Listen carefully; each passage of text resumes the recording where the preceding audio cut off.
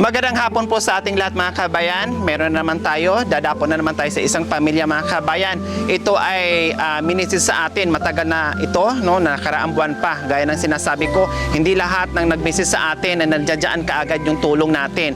No? Depende po yun sa sitwasyon at sa dami ng humihingi. No? Hindi kakayanin ng power dahil ako lang at kasama yung ating team. Kaya sa abot ng makakaya, pupuntahan natin sila at magkaroon ng pagmamahal sa mga kabayan natin. Kaya sa hapong ito po ang pupuntahan natin. Ito yung sitwasyon ng mga kabayan. Nakatira lamang sa isang maliit na animoy tirahan ng kambing mga kabayan, pero dito po pala sila nakatira. Pero ang importante doon na merong masilungan ang mag-ama at merong matutulugan na hindi yung nasa lansangan sila na kung saan-saan na lang sila pupunta. Kaya ito po. Hello, magandang hapon, Kuya. Magandang hapon din po. Kala niyo po. Severo Morales po. Ilang taon na kayo, 44. Kuya Severo? Si Kuya Severo. Nakita ko sa picture na pinasta sa akin, ito nga yung nakita ko na nakatayo kayo. Ito mismo yung bahay nyo. Open. Matagal na kayo nakatira dito, Kuya Severo?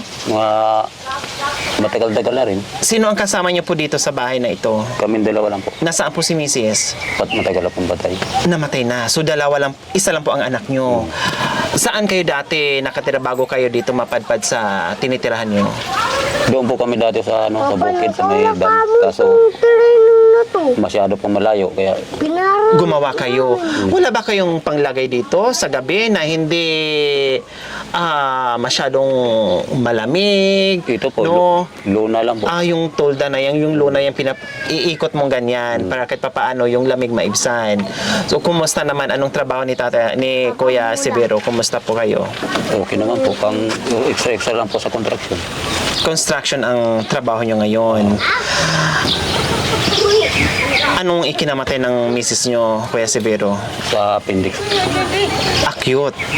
Hindi na nakarecover. Ilang taon na po siya hindi nyo nakakasama? Mag-4 na taon. 4 years na. Butin lang, iisa lang ang anak nyo. So, paano yung pag nagtrabaho kayo, Kuya Severo, saan po naiiwan yung bata? Sino nagbabantay para makapagtrabaho po kayo? Doon po sa nanay-nanayan ko. Nanay-nanayan nyo, biyanan? Hindi, ayun po yung nakaupo. Kakilala. Kakilala. Kumbaga, suyo kayo, na bantay yung anak nyo, titinang-tinan habang nasa trabaho kayo. Sino naman po ang nagpatayo dito sa kubo-kubo? Yung sila po, yung may-ari na pinatayo na lang po ako. Wow, ang bait nila. Ibig sabihin, pinatira kayo dito, nakilala nyo, and then tinayuan kayo ng ganito para meron kayong masilungan. Doon sa bukid na sinasabi nyo sa dam, may bahay din kayo doon. Kanila din po. Sa inyo din. Sa kanila. Sila din nagmamay-ari. So, pinalipat lang kayo dito para mas malapit kayo sa bayan. O kumusta naman, Kuya Severo, na pinagsabay mo yung pag-aalaga ng anak nyo, nagtatrabaho kayo, wala si Mrs. Ito yung tirahan nyo, kumusta naman ang buhay-buhay natin? Okay naman po. Ha? Raos naman po kito para. Paano pag yung sabi nyo extra yung trabaho nyo sa construction, paano pag wala kayong trabaho? Ayun po, ay mag-uuling. Mag-uuling, aakyat kayo sa bundok, sa bukid para mag-uling kayo doon. Hindi ba pinagbawal yung pag-uuling? Bawal din po, kaso wala naman pong ibang paraan, kundi yan lang po. Ayun, okay lang. Severo. So ngayon, kumusta kayo? May trabaho kayo itong week? Ngayong araw lang po, paiksa-iksa lang. O anong in-extra nyo ngayong araw? Contraction sa kakabit po ng forma sa biga. Yung ginagawa nyo, ilang araw na kayo dyan sa pagtatrabaho nyo? Kaumpisa ko lang po kanina. Kaumpisa nyo lang. Dati, nung buhay ang asawa nyo, kumusta naman ang buhay nyo, nung buhay pa yung misis nyo?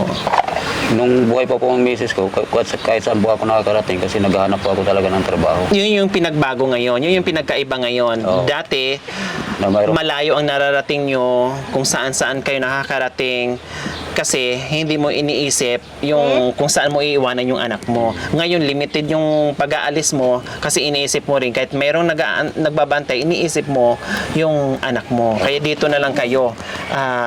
Kung ano na lang merong trabaho dyan, yun na lang pinupuntahan nyo. O ngayon, may maisaing ba kayo sa araw na ito? Meron pa naman po. Meron pang natitira. Okay, sige, bago maubusan kayo ng anak mo, meron kaming alalay sa inyo, no, na kahit papaano yung sinasabi yung nag-i-extra kayo, no. Syempre, pasalamat ka doon sa nanay-nanayan mo na kahit hindi mo kaano-ano, pero nandiyan nakaalalay, nakaalalay sa inyo para makapagtrabaho kayo para syempre hindi magugutom. Anong pangalan mo, anak? Ilang taon na siya? Mag-aanim. Mag-aanim, so nag-aaral na. Hindi pa po. Ngayon sunod taon. Oh, so paaralin mo din, dapat ha? yung day na to. Okay, sige.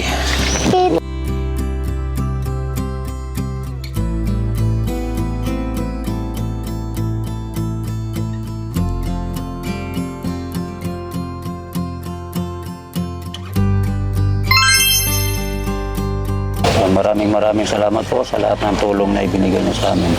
Papa, dapat Po ay malaking tulong po para sa amin mag-ama. Kaya maraming salamat po. Walang ano man po, ito ay alalay lang sa inyo.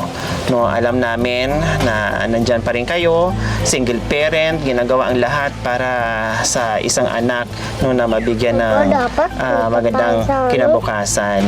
Kuya Severo. Okay, kilala nyo ba kung sino nag-refer sa inyo? Alam nyo po ba? Hindi pa po namin Hindi nyo po alam na may nag-picture sa inyo at nag-send sa amin, nag-message sa amin na inilapit kayo sa amin? Hindi po.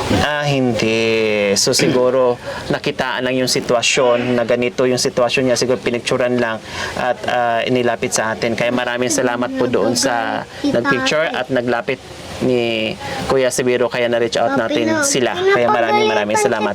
Okay, maraming salamat po muli sa ating mga subscribers, followers, YouTube members, viewers, no, sa aking mga sponsors, no, yung pag-share at panonood without skipping ads. Araw-araw, lahat tayo nakaambag sa misyong ito. Kaya maraming salamat po sa inyong lahat. Okay, bye-bye po, Kuya. Hi, bye-bye na. Oh, bye-bye na madaldal yung bata pero hindi siya namamansin. Sarili niyang daldal. Okay, dito na kami, ha? Sige po. Bye-bye. Maraming salamat po ulit.